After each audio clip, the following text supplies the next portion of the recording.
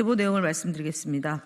민주당과 민주당 인사를 간첩과 연관지어 공사나 프레임으로 날조한다는 제보가 이어졌습니다.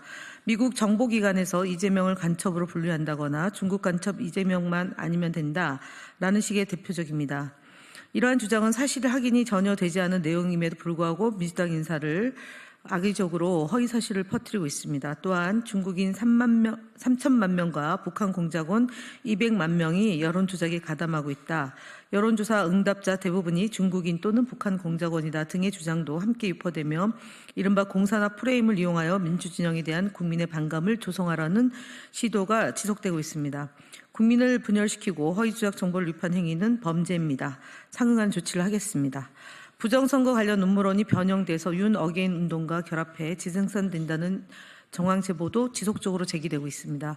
DC 인사이드의 미국 정치 갤러리 등 커뮤니티를 중심으로 부정선거 음모론이 변형되고 있으며 이를 윤 어게인 운동과 결합한 새로운 형태의 허위 주장이 확산되고 있다는 제보입니다.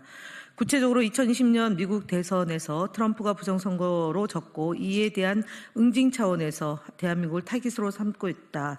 윤석열이 이를 막기 위해 정치 생명을 걸고 계엄을 단행했고 이 결과로 우파와 좌파의 식별이 가능해졌고 미국의 타겟이 분명해졌다는 식의 음모론입니다.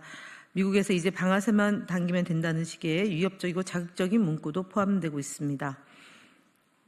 이 주장들은 윤석열 씨가 사저로 돌아가던 당시에 주민들에게 다 이기고 돌아온 것입니다. 라고 말한 일화와 예곡해서 만들어지고 있습니다.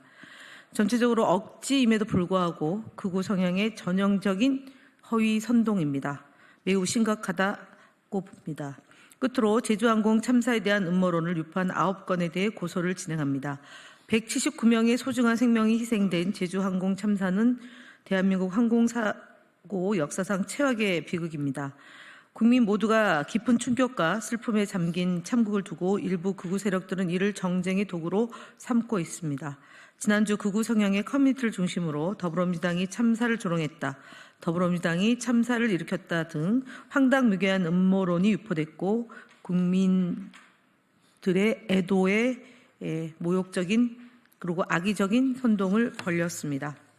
참사를 일으킨 주장에 대해서는 거짓말입니다. 이 같은 주장은 희생자와 유족을 상처를 안기는 것뿐만 아니라 우리 사회의 도덕적 근간을 흔드는 중대한 범죄 행위입니다. 이 부분에 대해서 9건에 대한 정보통신망법상 명예훼손 혐의를 고소 진행합니다. 수사기관은 이들의 죄질이 매우 중대하고 심각한 점을 고려하여 유사 사례가 재발되지 않도록 철저하고 신속한 수사를 통해 엄정하게 처벌해 주시기를 바랍니다. 민주파출소는 지속적으로 가짜 뉴스와의 싸움을 멈추지 않겠습니다.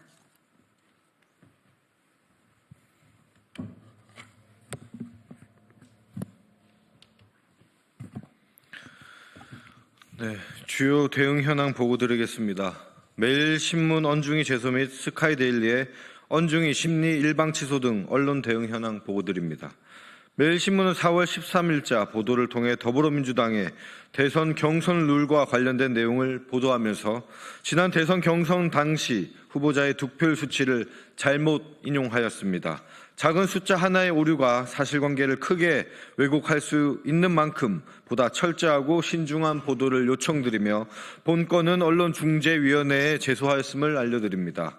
한편 어제 예정되어 있던 스카이데일리 측과의 언론중재위원회 심리는 심리 개시 약 10분 전 스카이데일리 측의 일방적인 취소로 무산되었습니다. 어떤 사유인지는 알 수 없으나 최소 하루 전 통보를 통해 충분히 조정이 가능했음에도 심리 직전까지 아무런 조치 없이 불참을 통보한 것은 언론중재위원회와 신청인 측 모두에 대한 예의가 아니며 매우 유감스러움을 밝힙니다. 아울러 동일건으로 2회 이상 정당한 사유 없이 불참한 경우 신청인의 요구가 그대로 인용될 수 있다는 점도 함께 알려드립니다. 다음 BBC 촌평 사칭 허위 조작 유튜브 채널에 대한 대응 보고드립니다. 이봉규TV, 감동란TV, 강신업TV 등 일부 유튜브 채널은 영국 BBC가 한국에 대해 다음과 같은 총평을 했다고 주장하며 다음과 같은 내용을 방송했습니다. 하나, 한국은 제사를 뜯어먹는 미친 나라. 둘, 한국은 스스로 자살하는 이상한 나라. 셋, 한국은 판검사가 범죄 문란의 주범인 나라. 넷, 한국은 대법관이 50억 원에 나라를 팔아먹는 나라. 다섯, 한국은 법관의 편향된 이념과 주체 사상이 나라를 망치는 나라. 정말 어이없고 터무니없는 얘기입니다. 이에 국민소통위원회에서 BBC가 실제로 이와 같은 총평을 했는지 사실관계를 확인해 본 결과 해당 총평이 있었다는 어떠한 근거도 확인할 수 없었습니다. 총평이 있었다는 사실조차 확인되지 않아 인용된 발언의 진위 여부를 따지는 것조차 불가능한 상황입니다. 따라서 해당 유튜브 채널들은 BBC의 총평이 실제로 존재했음을 스스로 입증해야 할 책임이 있습니다. 현재 해당 채널들에 대해 유튜브 커뮤니티 가이드라인 위반으로 구글에 신고 진행 중이며 법적 대응 여부에 대한 검토도 함께 병행하고 있음을 알려드립니다. 네, 다음 채널A 돌직구쇼, TV조선 시사쇼 정치다 등 공정성 위반 방송에 대한 대응 보고 드립니다. 4월 11일 채널A 돌직구쇼에서는 간첩법을 주제로 토론을 진행하면서 진행자가 한쪽의 입장만을 옹호하는 발언을 하며 특정 입장의 발언에 상당 시간을 할애했음이 확인되었습니다. 이로 인해 방송의 공정성이 훼손된 토론이 이루어졌습니다. 또한 4월 12일 TV조선 시사쇼 정치다에서는 약 1시간의 방송 시간 동안 50% 이상의 시간을 할애하여 특정 정당의 대통령 선거 후보에 대한 언급 등 편향적인 모습을 보였으며 다른 정당의 이슈에 대해선 짧은 시간 동안 부정적 언급만 하였습니다. 이에 해당 방송들을 방송통신심의위원회에 방송 주제 편성에 대한 편파성, 공정성, 객관성 위반 등으로 신고 조치하였으며 지속적인 모니터링을 통해 균형 잡힌 시사, 대담 프로그램이 이루어질 수 있도록 적극 대응하겠습니다. 네, 국민의힘 거짓말 시리즈 87번째 말씀드리겠습니다. 권영세 국민의힘 비상대책위원장이 4월 14일 열린 자당의 비대위에서 민주당은 관세전쟁마저 정쟁의 소재로 삼는 반국익 정치를 즉각 중단하고 초당적 외교에 협력하기 바란다고 주장했습니다.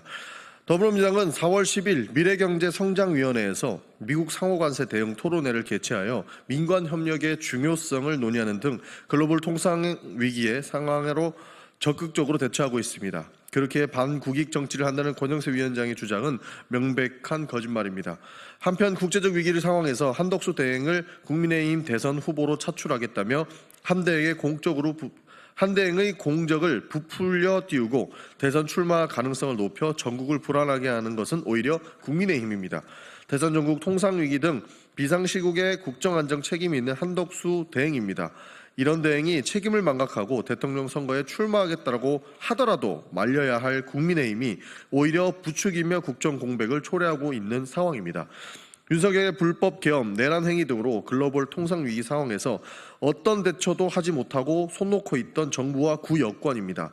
선거가 가까우니 이제야 관세 전쟁 운운하며 야당 탓을 하고 있습니다. 관세 정쟁을 정쟁의 소재로 삼는 쪽이 도대체 누구입니까? 네, 이상으로 마치겠습니다.